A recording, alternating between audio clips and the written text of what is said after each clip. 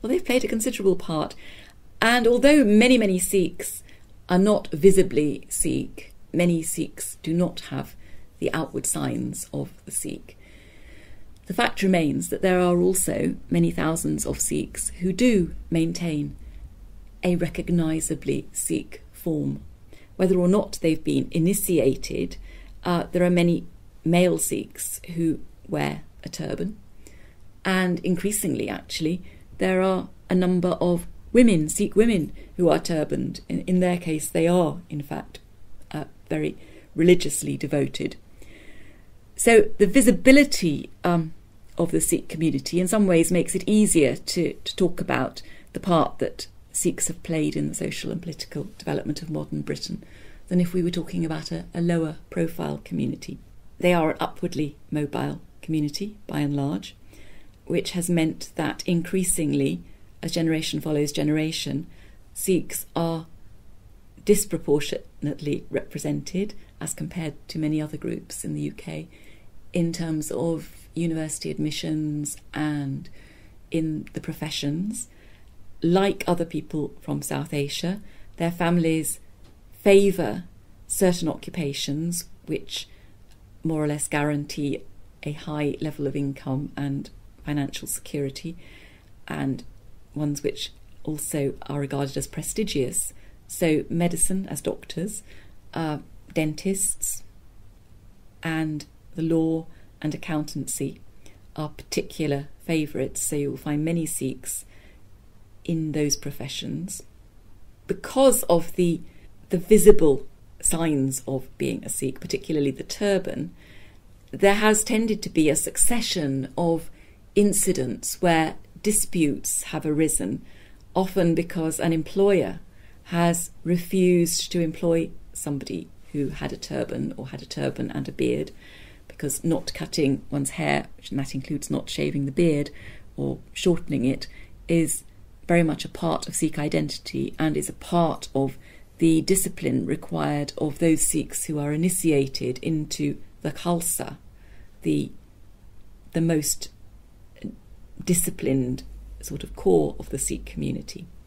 And so over the years there have been disputes. For example, from 1959 to 1967 there was a long-running dispute in Manchester over whether or not somebody who worked on a bus as a driver or as a conductor, there were conductors in those days, could have the beard and the turban. In 1967 to 1969 there was a similar dispute in Wolverhampton, and perhaps it isn't a coincidence that from Wolverhampton a Member of Parliament, Enoch Powell, made a very emotive speech which basically increased many white residents' fears about the dangers of social unrest if immigration continued unfettered. In both cases, these grievances, the disputes, were resolved by the bus companies concerned being willing to employ Sikhs who had a turban and a beard. But there have been other disputes involving Sikh employees, which have actually, or not just Sikh employees, but Sikhs, which have led to changes in British legislation. For example, another dispute which was very high profile in the media was one which concerned the right of Sikhs to ride a motorbike without a crash helmet. This had been refused by an Act of Parliament, but there was such a protest from concerned Sikhs that a Motorcycle Crash Helmet Religious Exemption Act was passed in 1976, which allowed Sikhs to ride their motorbikes without a crash helmet. Now, if you're listening to this and you've ever seen a Sikh on a motorbike without a crash helmet, you've seen more than I have. This was very much a point of honour. It was a rallying point for a community that identified with the turban. But Sikhs had cars. They weren't riding around on motorbikes at the time. What particularly upset them and made them demand the right to be exempted from the crash helmet, and this was also very much part of their anger over the ban on Sikh bus drivers and bus conductors wearing the turban, what particularly upset people was that in India, in the British Indian Army, the British had not only allowed Sikhs to fight and to lose their deaths in their thousands wearing a turban, but they had required them to go to battle. If they were to join the Sikh regiment, they had to be Sikh in appearance, not just Sikh in religious identification.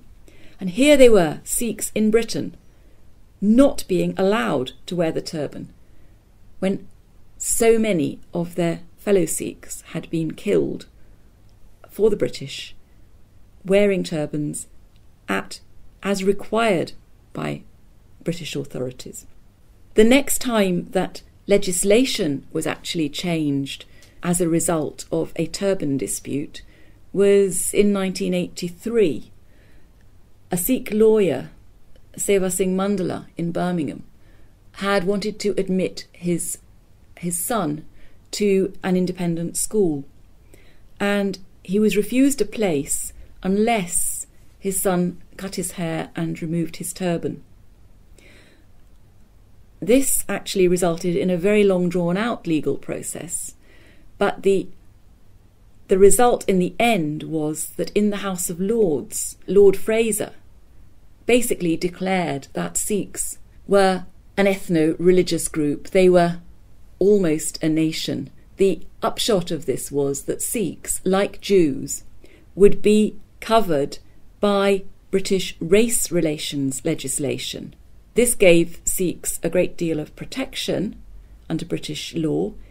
Muslims and Hindus and Christians didn't qualify in this way because, of course, they were much more multi-ethnic themselves. They were not ethnically homogeneous communities, so they couldn't be protected by race relations legislation. It also meant that there was a message going out worldwide to Sikhs that, yes, they were more than just a religious community, they were almost a nation. And this was particularly significant because it coincided with mounting unrest in India, in the Sikhs' homeland of Punjab, as more and more Sikhs were getting involved in a movement that was aiming at autonomy from the Indian government, with the dream of an independent or an autonomous Sikh state of Khalistan. And so not only was the Sikh community developing in Britain and developing in a way that was actually being registered at the level of legislation in the House of Commons and in the House of Lords, but the developments in the UK were actually having an effect overseas, and not least in India. The Sikh community in Britain has played a full part in local affairs and at national level. So there have been Sikh MPs, there have been Sikh members of Parliament, Sikhs in the House of Lords. The first Sikh to be in the House of Lords, Lord King, is one of the many who do not wear a turban and so are not immediately recognisably Sikh. Whereas Baron of Wimbledon, Lord Inderjeet Singh, who became a peer in 2011, is proud to be the first turbaned Sikh in the House of Lords.